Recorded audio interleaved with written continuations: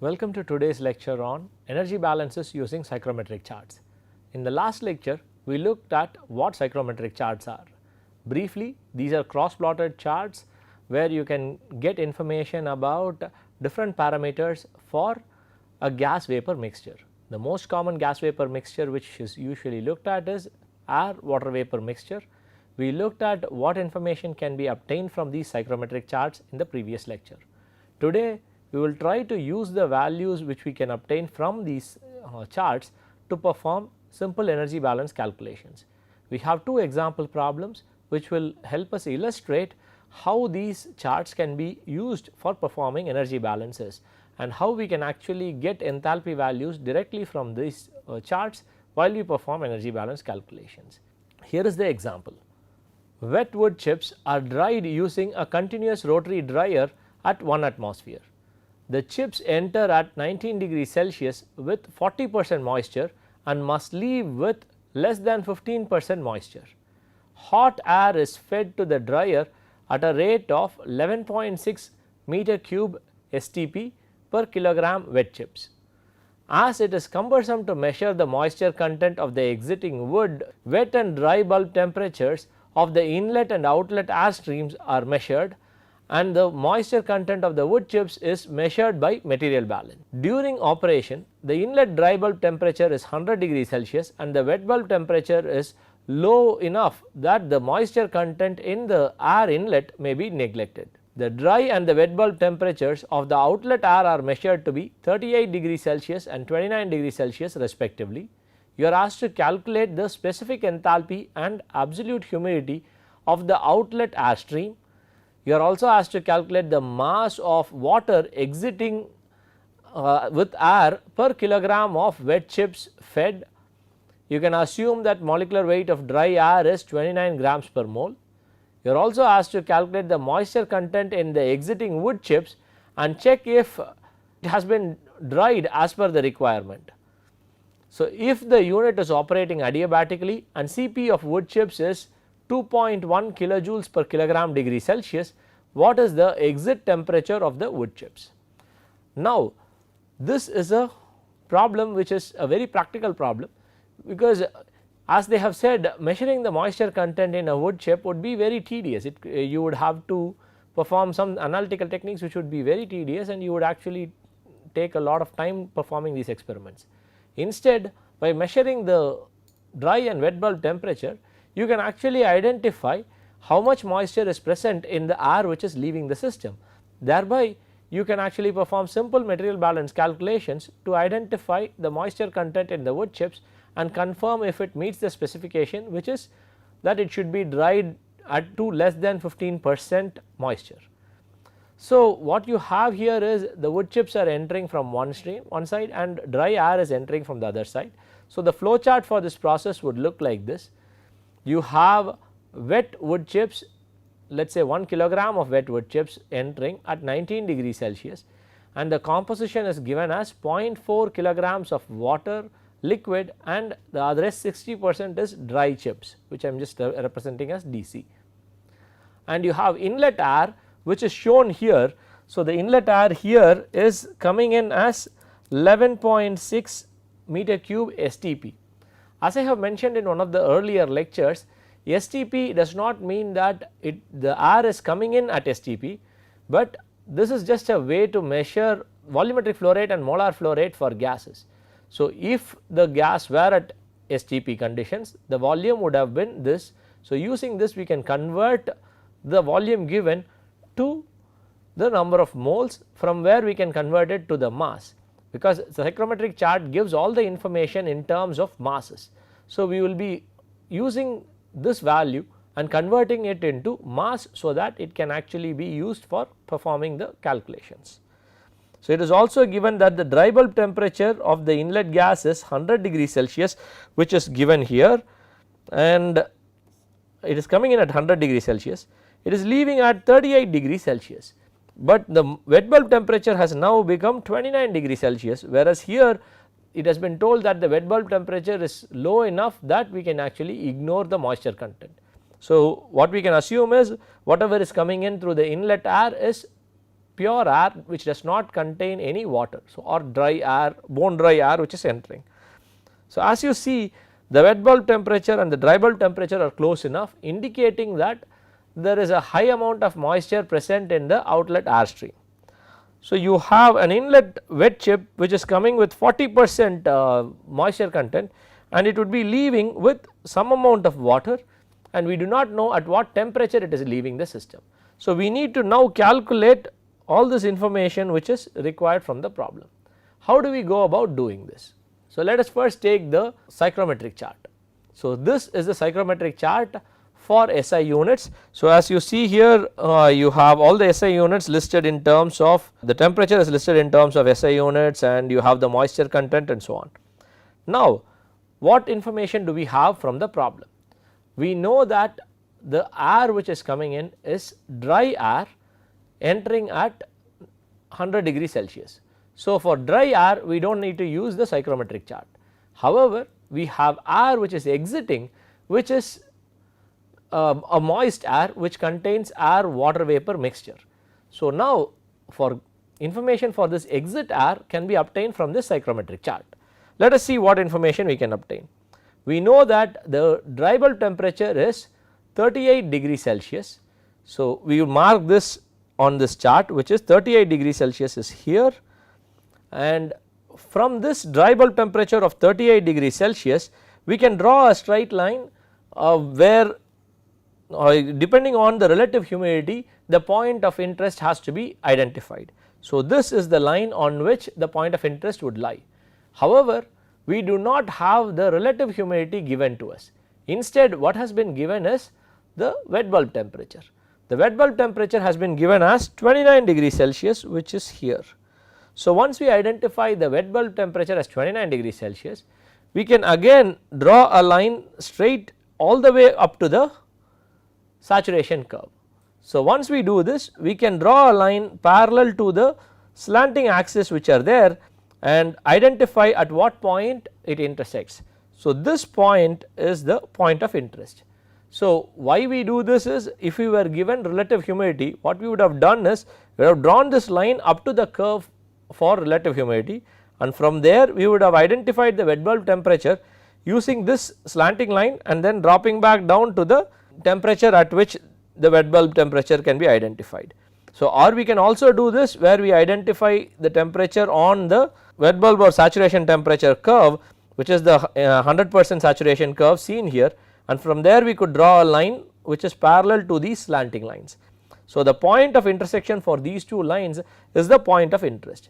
Now that we have identified the point of interest, we can actually identify enthalpies and other information about what is the composition of the air which is leaving the system. So the first information we need to know is how much water is being carried out. The next information we would want is what would be the enthalpy of this air water mixture which is leaving the system. So for enthalpy we just draw the line all the way to this point. To obtain the first information, which is the amount of water accompanying the air which is leaving the system, we would need to know the absolute humidity of the exit stream. So that can be obtained by drawing a line parallel to the x axis all the way to the intersection of the y axis. To identify the first information, which is the amount of water which is leaving the system along with the air or the moisture content in the air, we need to know the absolute humidity of the air which is leaving the system. This can be obtained using the curve given here. So all you need to do is, from this point you draw a straight line parallel to the x axis till you intersect at the y axis, where you can actually measure the moisture content or the absolute humidity. So for this particular point the absolute humidity is identified as 0.022 kilograms of water per kilogram of dry air. So for every kilogram of dry air which is leaving the system, you would have 0.022 kilograms of water which has evaporated from the wet chips leaving the system. So similarly we can also identify the enthalpy term. So the enthalpy term, you would use this particular line which goes along the parallel axis parallel to the wet bulb temperature.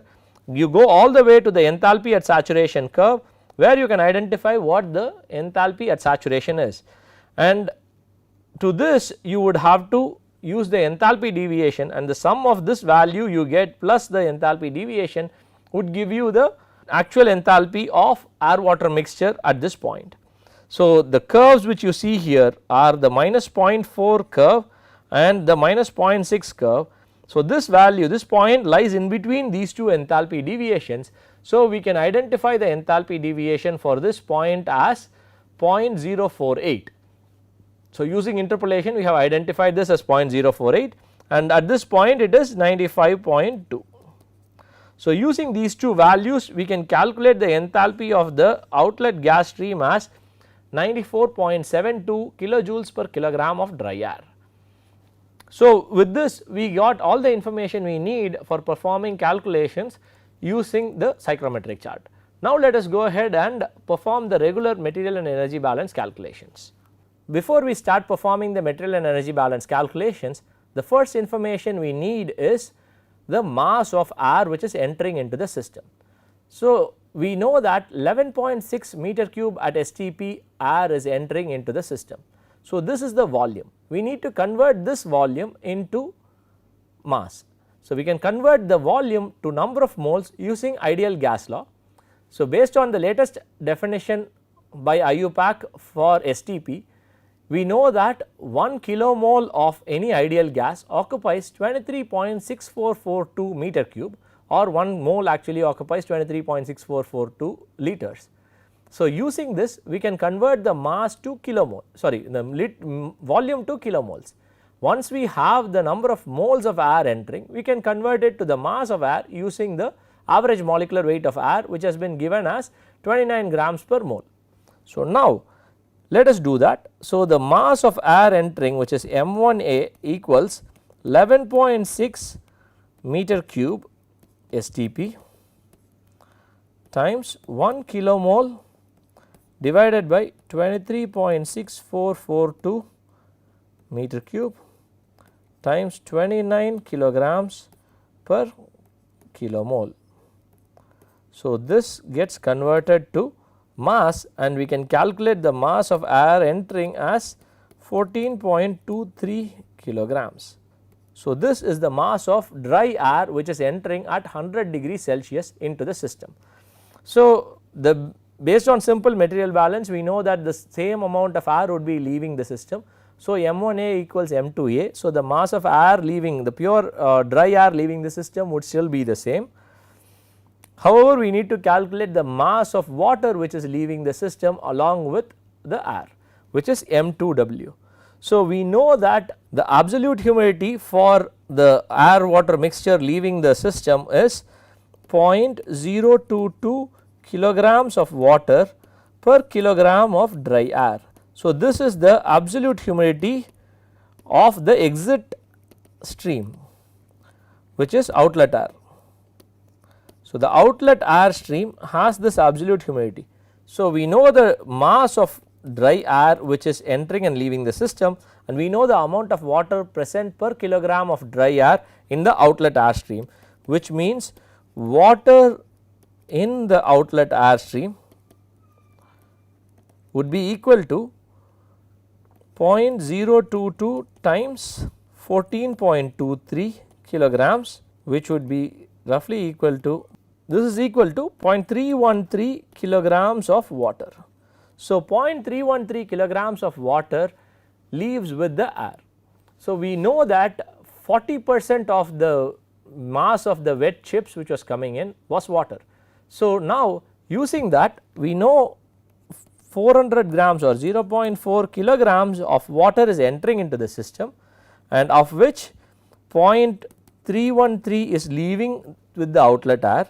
So, these are the masses of air water entering and leaving the system through the streams.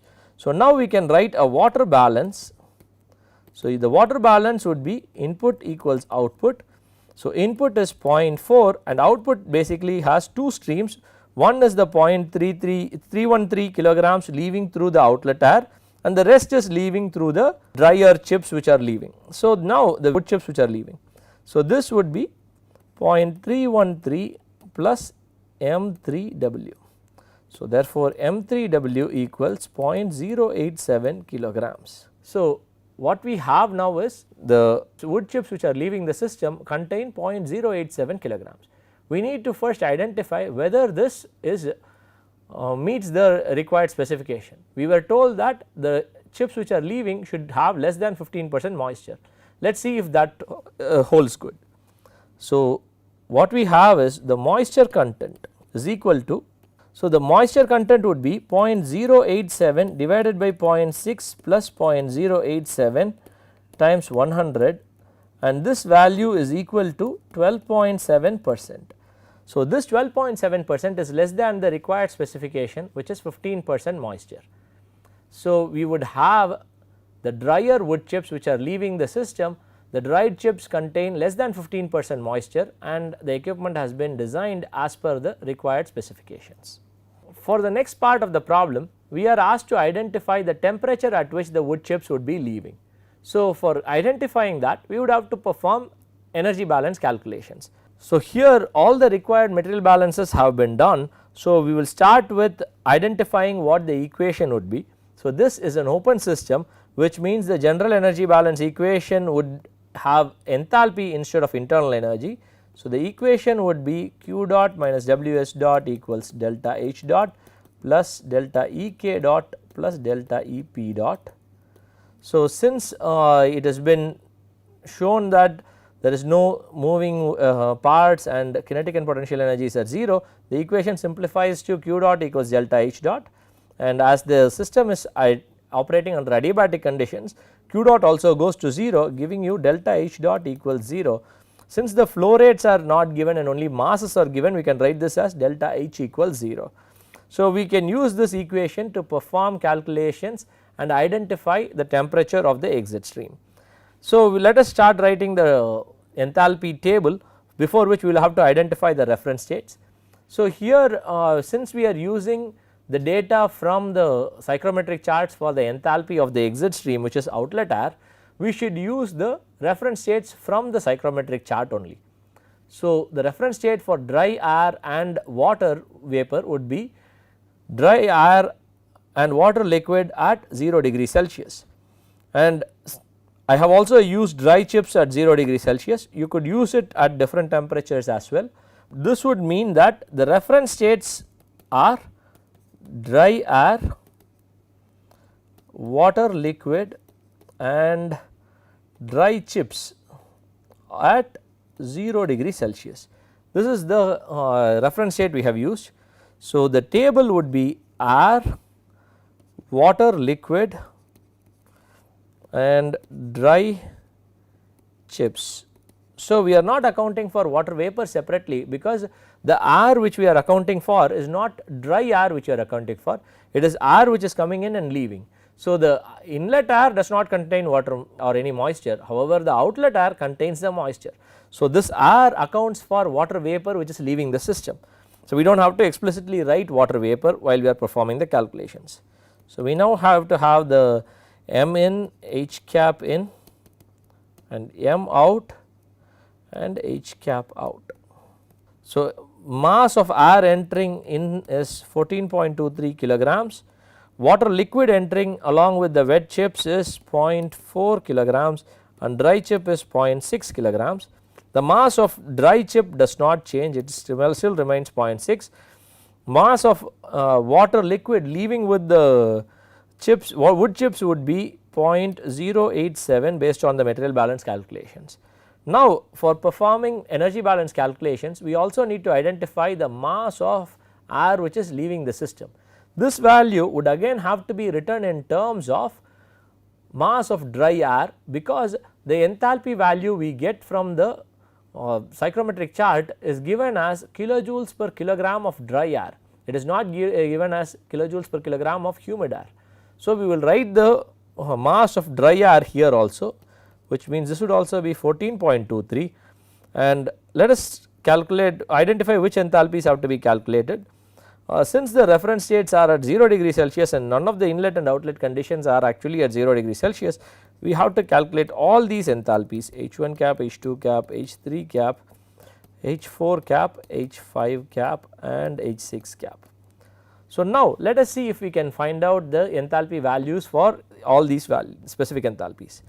H1 cap would be integral Cp dt using Cp of air as 1.002 kilojoules per kilogram degree Celsius. We can calculate this for 0 degree Celsius to 100 degree Celsius, and the value would be 100.2 kilojoules per kilogram. For water liquid, using the Cp of water liquid as 4.184, we can calculate this H2 cap as 79.5, which is basically 4.184 times 19 minus 0.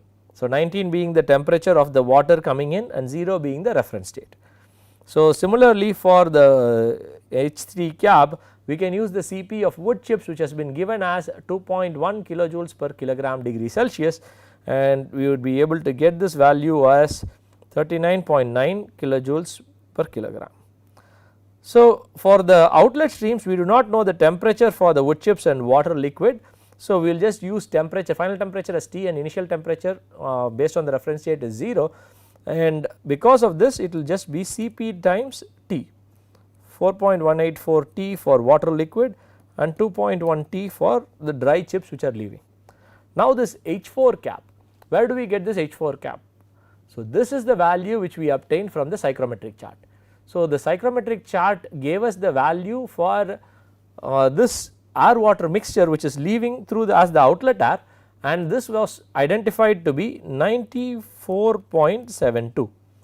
Now that we have completed this table, we can actually calculate delta H as basically sigma of m out H cap out minus sigma of m in H cap in, and this value is equal to 0. So, using this we would be able to get the equation for temperature.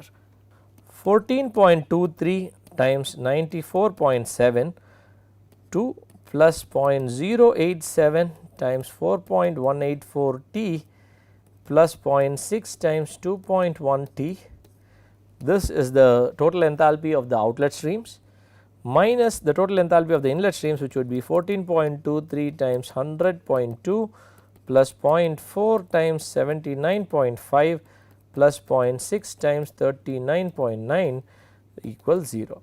So, with this the equation comes down to 1.62 times T equals 133.72. So, T equals 82.3 degree Celsius. So, the temperature of the wood chips which are leaving the system is 82.3 degree Celsius. With this we have performed the required material and energy balance calculations using the psychrometric charts. Let us look at one more example problem on how to use psychrometric charts for performing energy balances. This time we are going to look at a problem which uses American engineering system. So, the problem statement goes as air at 80 degree Fahrenheit and 80% relative humidity is cooled to 51 degree Fahrenheit at a constant pressure of 1 atmosphere. Use the psychrometric chart to calculate the fraction of water that condenses and the rate at which heat must be removed to deliver 1000 feet cube per minute of humid air at the final condition. Let us look at how we would solve this problem. So, here is the flow chart for the system. So, we are assuming that 1 pound mass of dry air is actually entering into the system, and this contains m1 pound mass of water vapor, which is because it is 80 degree Fahrenheit with a relative humidity of 80%. It enters into the air cooler and it gets cooled, where some of the water condenses and leaves, and the other rest leaves as the air water mixture, which must be the saturated air water mixture at 51 degree Fahrenheit. Because liquid and vapor water exist in the same condition of the outlet stream, we would assume that this is in equilibrium and the air which is leaving is saturated with water vapor at 51 degree Fahrenheit. So, using this, let us see what we can calculate. We first need to identify all the masses and also identify the enthalpies, so that we can perform energy balances to identify the amount of heat which needs to be removed. Once we have that, we can actually calculate what is asked for which is the heat required to be removed for 1000 feet cube per minute of humid air in the final condition. Now let us start. First thing is to identify the condition given, which is the inlet condition, 80° Fahrenheit and 80% relative humidity. So which is this curve. So using this we can first identify the absolute humidity of the air which is entering, which is given in the y axis. So the absolute humidity is identified as 0.018 pounds of water per pound of dry air. So this means we have 1 pound of dry air entering, so M1 would be equal to 0.018 pounds. So next information we need to look at is M2. So again we have information about the exit stream here. So 51° Fahrenheit, and as I said this should be at saturation. So we go all the way till the 100% saturation curve and identify the absolute humidity as 0.079 pounds of water per pound of dry air. So that would mean that you have 1 pound of dry air leaving, which means 0.0079 pounds of water is accompanying this, implying M2 equals 0.0079 pound mass, which is the mass of water vapor leaving with the dry air. So from here we can calculate M3 using simple material balance. So your water balance would be input equals output, which is M1 equals M2 plus M3. So from here you can calculate M3 as 0.01 pound mass. So this is the liquid water which is obtained because of condensation. As we have been asked to identify the fraction of water which is condensed, that would be the mass of water liquid which is condensed and leaving divided by the total mass which is entering, which is 0.01 divided by 0.0179, which is roughly 0.55. So roughly 55% of the water entering gets condensed because of this process. Now that we have identified the masses of water vapor coming in, water vapor leaving and water liquid leaving, we need to identify the enthalpies of the inlet and outlet streams. So the inlet stream, you have air water mixture coming in at 80° Fahrenheit and 80% relative humidity. So which would mean, again we can draw the same line from 80° Fahrenheit to 80% relative humidity, which is this line, and to identify the enthalpy, specific enthalpy, we can actually go to this axis using the slanting line and identify this particular value, which is 38.8 BTU per pound mass of dry air. If you remember, we have been using another quantity called enthalpy deviation based on these curves that we are observing here. However, if you observe this here, what you see is these curves actually start here and end at about here. They are not going beyond this point. However, after this point it goes all the way up to the end. So for the first few points it goes here, indicating that the enthalpy deviation for this region which we are looking at is probably very small, and hence we do not have to worry about enthalpy deviation, and whatever we are measuring here is good enough to look at. So that is what we have done. We have just looked at the value, which is 38.8 BTU per pound mass of dry air. So similarly for the exit stream, which is the cooled air leaving the system, you can identify 51° Fahrenheit here and 100% relative humidity, and we can identify the enthalpy at saturation as 20.9 BTU per pound mass of dry air. So the H3 cap is the only thing which needs to be identified.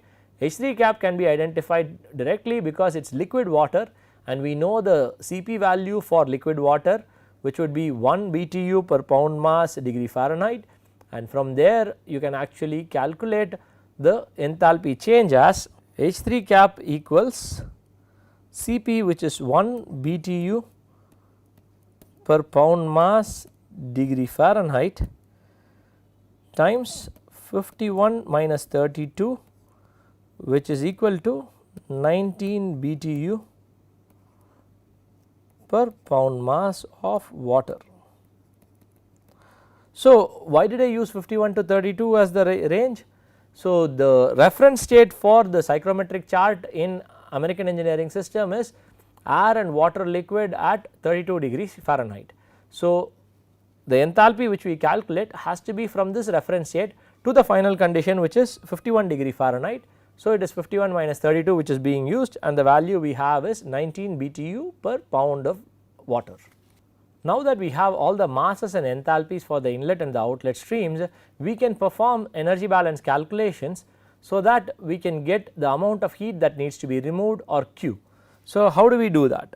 So, first we again have to build the specific enthalpy table. So, for that we will have to identify the reference states. As I had mentioned, the reference state for the psychrometric chart is dry air and water at 32 degree Fahrenheit and 1 atmosphere. So, water is at liquid and dry air is obviously at gas phase. So, your components which are there is humid air and water liquid which are entering and leaving the system. You have M in, H cap in, M out and H cap out. So, the enthalpies which we got were in terms of BTU per pound mass of dry air. So, we will only account for the mass of dry air in this table, we will not write the mass of humid air in this table. So, this is 1 pound of dry air and entering and leaving, and you do not have any liquid water entering, you have 0.01 pounds of liquid water leaving.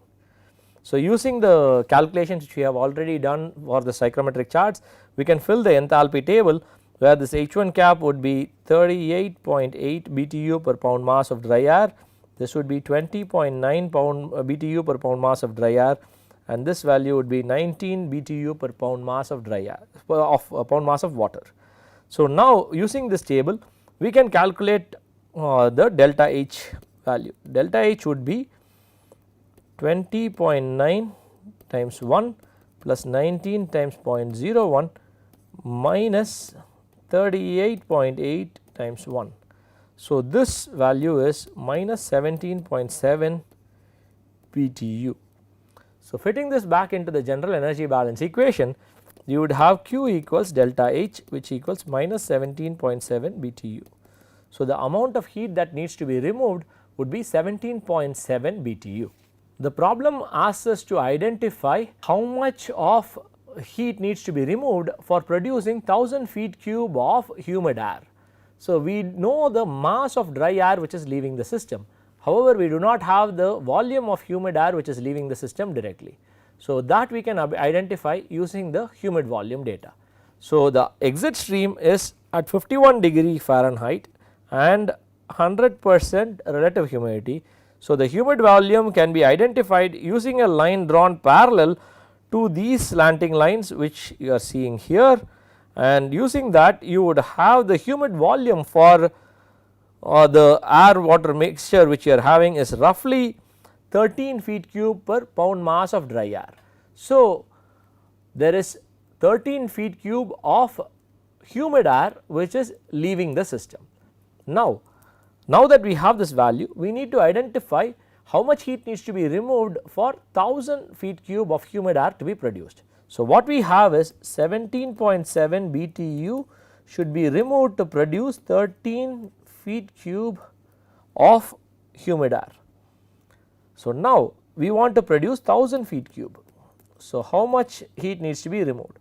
To produce 1000 feet cube, we need to remove 17.7 times 1000 divided by 13 BTU of heat.